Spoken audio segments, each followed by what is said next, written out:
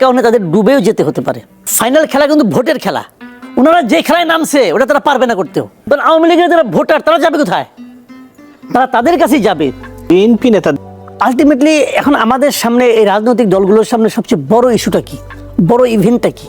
সবচেয়ে বড় ইভেন্ট হলো সামনে নির্বাচন, এবং নির্বাচনের প্রধান কাজ থেকে ভোট পাওয়া, মানুষের কাছ থেকে ভোটটা নিজের বাক্সে নেওয়া, এই তো। এবং এই ভোটটা নেবেন কীভাবে? শেখ হাসিনার আমলে যেভাবে ভোট নেওয়া হতো গায়ের জোরে, কৌশলে, মানে আপনার মানুষকে ভয় দেখিয়ে, সেটা বোধ করি আগামী নির্বাচনে হবে না, এটা আমার বিশ্বাস হবে না। তাহলে জনগণের মাথার মধ্যে আপনাকে ঢুকতে হবে, জনগণকে বোঝাতে হবে যে তোমার ভোট দেওয়ার জন্য আমি অ্যাপ্রোপ্রিয়েট পারসন, তুমি আমাকে ভোট দাও, তাহলে তোমার লাভ হবে। এটা জনগণকে বোঝাতে হবে, মানে এজেন্ডাটা দেয়া। হ্যাঁ, মানে জনগণকে বোঝাতে হবে, জনগণের আস্থায় নিজেকে নিতে উপস্থাপন করতে হবে, নিজের দলকে উপস্থাপন করতে হবে। সেই জায়গায় বিএনপি কিন্তু ভালো খেলছে। দেখেন, বিএনপি বিভিন্ন কর্মকাণ্ড, আবার বিএনপিকে নিয়ে অন্য দলের যে কর্মকাণ্ড, নাহিদ ইসলামকে এখন আমি একটা দলীয় ব্যক্তি ভাবি। ওনার এই সমস্ত বক্তব্যের পরে আমার বিবেচনায় উনি একজন দলীয় ব্যক্তি। নাহিদ ইসলাম অথবা মাহফুজুল আলম, হ্যাঁ মাহফুজ আলম, এই লোকগুলিকে এখন আমি এক দলীয় ক্যারেক্টার হিসেবে চিন্তা করি, বিবেচনা করি। মানে ওনারা যে সমস্ত কথাবার্তা বলছেন, এটা যে এর মাধ্যমে কি হচ্ছে, বিএনপির খেলায় কিন্তু বিএনপি কিন্তু এটাই চাচ্ছিল আসলে। কিভাবে আমি বলি আপনাকে, মানুষের মধ্যে একটা ধারণা জন্মে গেছে না এখন, অথবা আওয়ামী লীগের মধ্যে একটা ধারণা জন্মে গেছে না যে আমাদের বোধহয় বিএনপিকে ধরেই সামনে অগ্রসর হতে হবে। আমরা যদি এই রাজনীতির মাঠে পুনর্বাসিত হতে চাই, তাহলে বিএনপি আমার জন্য একটা ভরসা। এই ধরনের চিন্তা কিন্তু এখন আওয়ামী লীগের লোকজন করে, কিন্তু হ্যাঁ করে, এখন ওরা করে যে আমাদের বাঁচানোর মতো একমাত্র দল হলো এখন বিএনপি, একমাত্র বিএনপি। এটা কি জানেন, এটা ওদের কিন্তু করতে বাধ্য করা হয়েছে। মানে কেন করে বলে মনে হয় আপনার? বা যখন নাকি বৈষম্যবিরোধী ছাত্র আন্দোলন বলে যে মির্জা ফখরুলের ভাষা বিএনপির মতো আওয়ামী লীগের মতো হয়ে যাচ্ছে, এটা মানে এটা কি?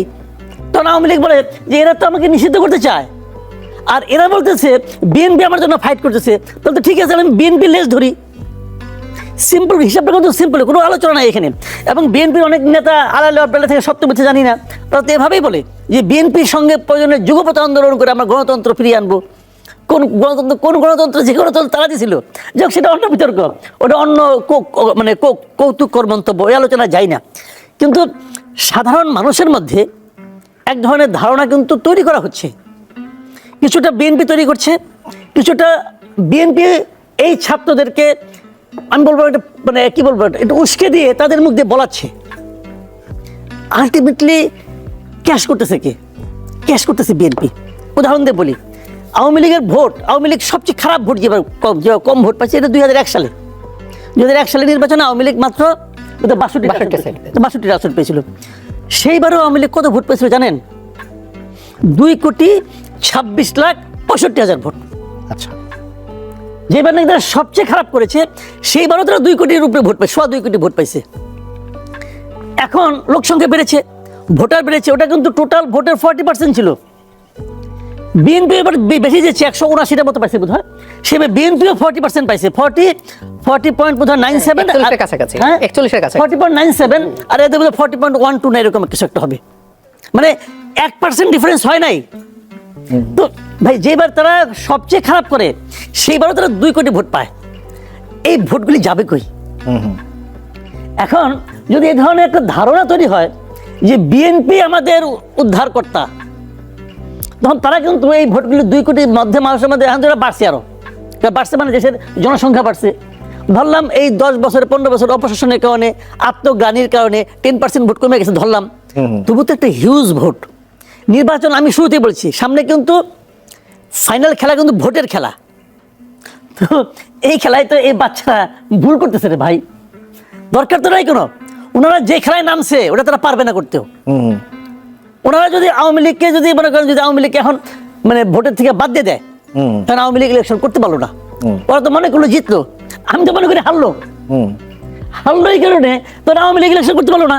তোর আওয়ামী লীগের যারা ভোটার তারা যাবে কোথায়? তারা তাদের কাছেই যাবে যারা তাদেরকে নিষিদ্ধ করার ক্ষেত্রে ভূমিকা রাখছিল। সেটা কারা? অবধারিতভাবে বিএনপি। তো এটা কিন্তু আমি একটা মানে যা হাইপোথেটিক্যাল কথাবার্তা বললাম, হয়তো আমাকে আমি এইভাবে বলাটা ঠিক কিনা আমি যাই না, কিন্তু আমি কিন্তু এইভাবে ফিল করি। শিক্ষার্থীদের রাজনৈতিক দল গঠন নিয়ে বেশ কয়েকদিন ধরে আলোচনা হচ্ছে।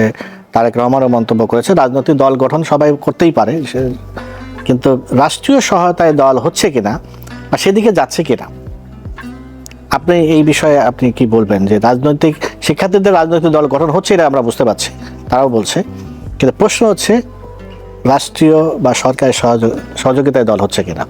দেখেন, আপনি যদি আজকে থেকে ঠিক 1 মাস আগের একটা ঘটনা বলি আপনাকে, আমি পঞ্চগড়ে এই যে নাগরিক কমিটির যে মুখ্য সংগঠক সার্জিস আলম, সেখানে উনি বলেছিলেন যে এটা কোনো নাগরিক কমিটির কথা বলেছেন, এটা কোনো রাজনৈতিক দল হবে না, এটা একটা রাজনৈতিক শক্তি হবে। এবং রাজনৈতিক দল এবং রাজনৈতিক শক্তির মধ্যে পার্থক্যটা কি, এটা উনি সুন্দর করে একাডেমিক্যালি ডিফাইন করে দিয়েছেন। পাশাপাশি উনি এটাও বলেছেন যে বৈষম্য বিরোধী ছাত্র আন্দোলন এবং জাতীয় নাগরিক কমিটির মধ্যে মানে এটা কোথায়, মানে আপনার দেয়ালটা কোথায়? দেয়ালটা হলো বয়সজনিত দেয়াল। 27 থেকে 28 পর্যন্ত ছাত্র, 28-এর পরে চলে গেলে সেটা হয়ে গেল নাগরিক কমিটির সদস্য। তাহলে মোটামুটি ভাবগতভাবে তারা সবাই এক, এবং এদেরই 3 জন প্রতিনিধি সরকারে আছে। তাহলে মোটামুটি আপনি বলতে পারি বৈষম্যবিরোধী ছাত্র আন্দোলন, নাগরিক কমিটি এবং 3 ছাত্র উপদেষ্টা, এরা হলো এক ঘরের বাসিন্দা তারা। এবং তখন এটা পলিটিক্যাল পার্টি হবে না। আবার পরশুদিন দেখলাম ওনাদের যে সদস্য সচিব আক্তার হোসেন, উনি বলছেন যে ফেব্রুয়ারির 2nd উইক নাগাদ তারা একটা দল হিসেবে আত্মপ্রকাশ করবে। নাম নিয়ে আলোচনা হচ্ছে, প্রায় 100-র মতো নামের প্রস্তাব এসেছে, তারা ভেবে দেখবে কোনটা হবে। তারপরে এর মধ্যে আবার আপনাদের একটা পত্রিকার রিপোর্ট দেখলাম, তাদের গঠনতন্ত্র তো তৈরি হচ্ছে। সেই গঠনতন্ত্র তারা যেদিন দলের ঘোষণা দেবে তার 2-1 দিন আগে তারা ঘোষণা করবে, এবং তারা নির্বাচনে আসবে। নির্বাচনে যে আসবে এটা আমরা আরো আগে থেকে বুঝতে পারছিলাম। কেন? যে উপদেষ্টাদের তাদেরও তো নিজ নিজ এলাকা আছে। উপদেষ্টা 3 জন ছাত্রদের, 3 জনের 3টা এলাকা আছে, 3 জায়গায় বাড়ি আছে।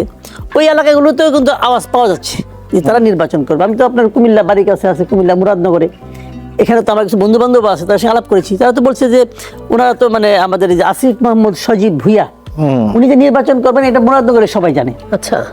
এবং ওনার লোকজন যাচ্ছে ওখানে, উনি এর মধ্যে ওখানকার প্রশাসনেরও কিছু পরিবর্তন আনছেন শোনা যাচ্ছে। কুমিল্লার জেলারও কিছু প্রশাসনের চেঞ্জ আসছে। আর উনি তো এখন এলজিআইডি মিনিস্টার, ওনার সে ক্ষমতা অনেক বড় ক্ষমতা আছে, অনেক বড় ক্ষমতা, এলাকার উন্নয়নের ক্ষমতা এখন পুরো তার হাতে। তো সেক্ষেত্রে ওই এলাকায় তারা প্রভাব পড়া শুরু করেছে। এবং লক্ষ্মীপুরে খুব সম্ভবত মাহফুজ আলমের বাড়ি, খুব সম্ভবত ওখানে একজন আমাদের মানে আপনার জোটে থেকে যিনি প্রার্থী হতে পারেন তেমন একজন আমাকে ওদিন বললেন যে উনিও নাকি এলাকায় শুনেছেন যে কাজকর্ম হচ্ছে, উন্নয়নমূলক কাজের প্রতিশ্রুতি আসছে। তো যা হোক, সত্য মিথ্যা বলতে পারবো না, উনি বলতে পারবেন। তো এটা উনি আমাকে বলেছেন, একদম সরাসরি বলেছেন। তো এই ধরনের ঘটনা কিন্তু ঘটছে, তার মানে ওনারা নির্বাচনে আলটিমেটলি যাচ্ছেন। এবং যে কথাটা আপনি বললেন যে সরকারি সহায়তা, হ্যাঁ সরকারি সহায়তা এটা নিয়ে আর মধ্যে কোনো দ্বিধা নাই। কারণ এখন ছাত্রদল যদি কোনো একটা দেন, বাংলাদেশে এই মুহূর্তে মাঠে থাকা ছাত্র সংগঠনগুলোর মধ্যে ছাত্রদল এবং ছাত্র শিবির এই দুটো হলো বড় সংগঠন। ছাত্রদল এবং ছাত্র শিবিরের দুটো যদি একত্রিত হয়, তাদেরও ক্ষমতা নাই এই বৈষম্যবিরোধী ছাত্র আন্দোলন যখন কোনো কর্মসূচি দেয় সেটা যতটা সরকারকে স্পর্শ করে ততটা স্পর্শ করার ওদের নাই। কাজে এখানে সংখ্যাধিক্য বড় কথা নয়, বড় কথা হলো যে কে কতটা হৃদয়ের কাছাকাছি অবস্থান করে। সেই দিক দিয়ে এরা এই সরকারের হৃদয়ের খুবই কাছাকাছি অবস্থান করে, এবং তারা যা কিছু করছে সরকারের আনুকূল্যেই করছে। এটা সাধারণ মানুষের মধ্যে এই ধরনের একটা পারসেপশন কাজ করে। এবং অনেক সময় দেখা যাচ্ছে এই সমস্ত ওরা বিভিন্ন জায়গায় যাচ্ছে, প্রশাসনের নানা ধরনের প্রোটোকল পাচ্ছে। এবং জেলা পর্যায়ে যদি আপনাদের পরিচিত বন্ধু বান্ধবদের মধ্যে অথবা ছোট ভাইদের মধ্যে কেউ, এখন তো আমাদের যে ছোট ভাই হবে, ছোট ভাইদের মধ্যে যদি কেউ ডিসি থাকেন, একটু আলাপ করে দেখেন ডিসি সাহেবদের কাজকর্মে কে কতটা প্রভাব বিস্তার করছে। হ্যাঁ, বিএনপি, যুবদল অথবা ছাত্রদল তারা মাঠে হইচই করছে, কিন্তু প্রশাসনিক কার্যক্রমে অনুমতি না দিয়ে দরজা খুলে কারা ঢুকতে পারছে এটা খোঁজ করলে জানতে পারবেন। কাজে তারা কিন্তু প্রশাসনিক হেল্প পাচ্ছে। এখন তারা যদি একটা পলিটিক্যাল পার্টি করতে চায় এবং উদ্যোগ নেয়, আমি নিশ্চিতভাবে এই দেশে বলতে পারি যে দেশের মানুষ ভাববে তারা আসলে সরকারের আনুকূল্যেই এই পার্টিটা করছে, এটা মানুষ মনে করবে, এবং এটা আমিও মনে করব। তাই হচ্ছে আলটিমেটলি। এবং এইটা ওনারা কি ভাবছেন আমি জানি না, এটা হবে নতুন পলিটিক্যাল পার্টির জন্য সবচেয়ে বড় কলঙ্ক। এই কলঙ্ক কেবল তাদের সারা জীবন বয়ে বেড়াতে হবে তা না, এই কলঙ্কের কারণে তাদের ডুবেও যেতে হতে পারে। তারা এই ভুলটা কেন করছে এটা আমি বুঝতে পারছি না। বাংলাদেশের ইতিহাসে কখনো এইভাবে সরকারের আনুকূল্যে কোনো দল গড়ে উঠলে সেই দল ভালো করতে পারে এমন ইতিহাস নাই। সাধারণ মানুষ এটাকে পছন্দ করে না। তাহলে আপনি বলবেন বিএনপির কথা, জাতীয় পার্টির কথা, হ্যাঁ এটা বলবেন এই কারণে ওই দলগুলোর ওই সময় প্রধান যিনি উনি রাষ্ট্র ক্ষমতায় ছিলেন, উনি সরাসরি বলতেন এটা আমার পার্টি, আমি বানিয়েছি। উনি ছিলেন সেই পার্টির প্রতিষ্ঠাতা, এরকম অনেকটা। কিন্তু এখানে তো আর ডক্টর ইউনূস দায়িত্ব নিয়ে বলবেন এটা আমার পার্টি। ডক্টর ইউনূস যদি বলতো তাহলে এক কথা ছিল, কিন্তু তা তো উনি বলবেন না। তখন এটা হবে কি জানেন, এটা হবে ওই কিংস পার্টি, আরেকটা কিংস পার্টি। কিংস পার্টির ভবিষ্যৎ পৃথিবীর কোথাও ভালো হয় না।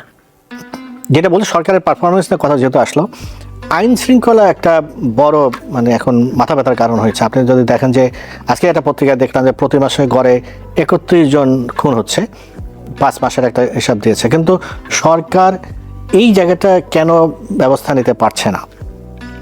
না, এটা তো পারার কোনো কারণ নাই। পারার জন্য কি সরকার চেষ্টা করছে? আমার তো এটাই মনে হয়। দেখেন আইন শৃঙ্খলার ব্যাপারটা কি, মানে খুনটাই কিন্তু একমাত্র প্যারামিটার নয়। আপনি মানুষকে জিজ্ঞাসা করে দেখেন, মানুষ যে কোনো অভিযোগ নিয়ে লোকজন তো থানায় যায়। আপনি যে কোনো ঢাকা শহরে, আমি একটা এক্সপেরিমেন্ট আপনাকে বলি, যে কোনো একটা থানার সামনে যে আপনি ঘন্টা 2 দাঁড়ায় থাকেন চুপচাপ, দাঁড়ায় দেখেন থানায় কয়টা লোক ঢুকে এবং কয়টা লোক বেরিয়ে আসে। বেরিয়ে আসার সময় তারা কি মনোভাব নিয়ে বের হয়ে আসে। মানুষ থানাগুলোতে যে কোনো রকম আশার বাণী পায় না এখন আর। ক্ষুধা না করুক, যদি রাস্তায় আপনার কখনো মোবাইল ছিনতাই হয়, আপনি যে থানায় যাবেন, যে বলবেন, আপনি থানার যিনি লিখবেন ওনার লেখায় এবং কথায় আপনি এমন কোনো ভরসা পাবেন না যেটা আবার ফেরত পাওয়ার কোনো সম্ভাবনা আছে। কারণ ওনারা তো কোথাও যাবেন না, কারণ ওনারা তো, ওনাদের মধ্যে এই যে বলে না যে পুলিশের মনোবল ভেঙে গেছে। মনোবল ভাঙবে, ভাঙাটা খুবই স্বাভাবিক ছিল। স্বাভাবিক কেন, পুলিশ তো এই পুরো আন্দোলনে একটা পক্ষ হয়ে গেছিল। জি, ছাত্ররা সরকার বিরোধী আন্দোলন করেছে, সরকারকে নামাতে চেয়েছে। পুলিশের দায়িত্ব ছিল সে আন্দোলনকে থামানো। তাহলে ছাত্র এবং পুলিশ তো মুখোমুখি ছিল রে ভাই, ছিল না? ছিল তো। এখন আপনি যে পুলিশকে বলবেন, পুলিশের মনোবলটা আপনি কেমনি ফিরিয়ে আনবেন? আপনি যে পুলিশকে বলবেন যে তুমি পুলিশ যে গুলি করেছো, তুমি আসলে গুলি করো নাই, তোমাকে গুলি করতে বাধ্য করা হয়েছে, পেছনের লোকগুলো তোমাকে গুলি করতে বাধ্য করেছে, তাকে যে আপনি এই কথাটা বলবেন, আপনি তো এই কথাটা বলার মতো অবস্থা আপনি ছিলেন না। আপনি কিন্তু পুলিশকে ব্লেম করেই গেছেন। ব্লেম করে আবার তাকে থানার মধ্যে থাকতে বলছেন, থাকতে বলে তার হাতে অস্ত্র দিচ্ছেন, আবার বলছেন এই অস্ত্র তুমি আইন শৃঙ্খলা রক্ষায় ব্যবহার করো। পুলিশ 2 জায়গায় ব্যবহার করতে যে হোঁচট খেয়েছে, হোঁচট খেয়েছে কিন্তু। এবং হোঁচট খেতে যে তারা কি দেখেছে, আপনি বিচার করবেন না, করেন না, কিন্তু আপনি যখন ইন্ডেমনিটির কথা বলে দেন যে এই সময় যত পুলিশ মারা গেছে তাদের কোনো বিচার হবে না, তখন এটা আপনি বলেন, তখন কি আর মনোবল বলতে কিছু থাকে? পুলিশের থাকে না তো। তো আপনি তার মনোবল কিভাবে, আমি বলছি না যে পুলিশের যে পায়ে ধরতে হবে, আমি বলছি না পুলিশকে যে কিছুকে দিতে হবে, আমি এই লাইনে কিন্তু আমি যাচ্ছি না। বাট আমি বলতে চাচ্ছি, আপনি তো এই পুলিশকে সবাইকে বাদ দেন, যদি বাদ দিতেন এই পুলিশ সব বাদ, আমি সব ফ্রেশ পুলিশ নেন, তাহলে ঠিক আছে, কোনো সমস্যা নেই, বিপ্লবী পুলিশ সবাই হবে, কাজ করবে, কোনো প্রবলেম নাই। কিন্তু আপনি তো এই পুলিশদেরকে বাদও দিচ্ছেন না, রেখেই দিচ্ছেন, দিয়ে বলতেছেন তোমার মনোবল নাই কেন? তাহলে তো হবে না। আবার মনোবল থাকার মতো কোনো কাজও আপনি করছেন না, করছেন না তো। আপনি দেখেন একটা এই মানে আন্দোলনের সময় পুলিশ মারা গেছে, সাধারণ ছাত্রছাত্রীও মারা গেছে, পুলিশের অফিসার কিন্তু কেউ মারা যায় নাই, মারা গেছে কনস্টেবল, মারা গেছে ট্রাফিক পুলিশেরাও মারা গেছে। যারা মারা গেছে আপনি যত কিছু বলেন, যত বিপ্লবে যত উদাহরণ দেন না কেন ভাই, আমার কাছে এটা অমানবিক থেকে যে একটা মৃত পুলিশকে উল্টো করে টাঙায় রাখা, এটা আমি এই দৃশ্য আমি দেখতে চাই না। এটাতে অনেক বলছে, আমাদের মানে সমন্বয়করা বলছেন এতে নাকি আন্দোলনের গতি বৃদ্ধিপ্রাপ্ত হয়েছে, এতে নাকি স্টুডেন্টদের মনোবল বেড়েছে। আমার কাছে এটা আমি এটা মানি না, আমার কাছে এটা মনে হয় না। এই দৃশ্য দেখার পর আন্দোলনের মানুষ হিংস্রতা বাড়তে পারে, কিন্তু আন্দোলনের মনোবল বেড়েছে এটা আমি মনে করি না পার্সোনালি। বাঙালি এত নিষ্ঠুর জাতি না, আমি যেটা মনে করি মানুষ তার নীতিবোধ দিয়েই জয় করতে পারে। নৈতিকভাবেই শেখ হাসিনা পরাজয় হয়েছিল। তো পুলিশকে তো শেখ হাসিনা একটা পার্টি বানিয়ে ফেলেছিল।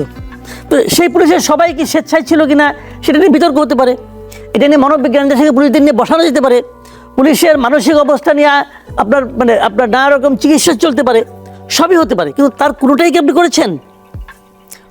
দৃশ্যমান কি করেছেন? একটা কমিশন করেছেন, এই কমিশনের রিপোর্ট পড়তে যে আমি নিজে ক্লান্ত হয়ে গেছি, এটার মধ্যে কি আছে, কি আমি তো কিছু পাইলাম না এখানে কিছু।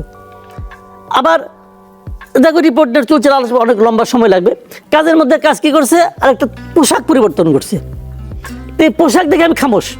ঠিক আছে, পোশাক পরিবর্তন না পরিবর্তনের অনেক ব্যাখ্যা আছে, কিন্তু যেটা বানাইছে এটা তো দেখতেও ভালো লাগে না রে ভাই, এটা তো দেখতেও ভালো লাগে না। র্যাবের যে পোশাকটা বানাইছে এটা দেখে মনে হয় কি র্যাবকে উদ্দেশ্য ছিল র্যাবকে বিলাই বানাই দেওয়া। তো ভাই র্যাব বিলুপ্ত করে দেন না, অসুবিধা কি? র্যাবকে বিলাই, র্যাব আগে আসলে বাঘ আর বানাইছে বিলাই, পোশাক দিয়ে বিলাই বানাইছে। আরো ইন্টারেস্টিং কি, 3টা মডেল নিয়ে আসছে, মডেলে 3টা গায়ে দিছে। র্যাবের যে পোশাক গায়ে দিছে, ওরা ভাব দেখে মনে হচ্ছে ওনাকে মাত্র ঘুমের থেকে উঠাই নিয়ে আসছে, আর উঠাই নিয়ে এটা পর দাঁড়া, এবং ওরা আবার কিঞ্চিত আমার মতো ভুরিও আছে। তো সব মিলাইয়া র্যাবকে একটা বিড়াল বানানো হয়েছে। তো এইগুলি করে কি আপনি পুলিশের মনোবল রক্ষা করতে পারবেন? পারবেন না। তো পুলিশের যদি মনোবল রক্ষা না করে, সারা দেশে আপনার আইন শৃঙ্খলা কেমনি করে করবেন, বাড়াবেন? আপনি কেমনি করে চাঁদাবাজি বন্ধ করবেন? চাঁদাবাজি বন্ধ করার একমাত্র মানে আপনার টুলস হলো গিয়া পুলিশ, আর তো কিছু না। তাহলে আপনি তাহলে কেমনি করে পারবেন? আপনি চেষ্টাই করেন নাই।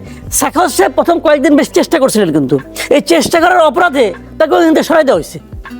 তো এইগুলি ভাই মানে বললাম তো, মানে এই সরকার যে ভালো চলার যে ব্যাপারটা, ভালো চলার বেসিক জিনিসটাই ছিল কিন্তু ওইটা।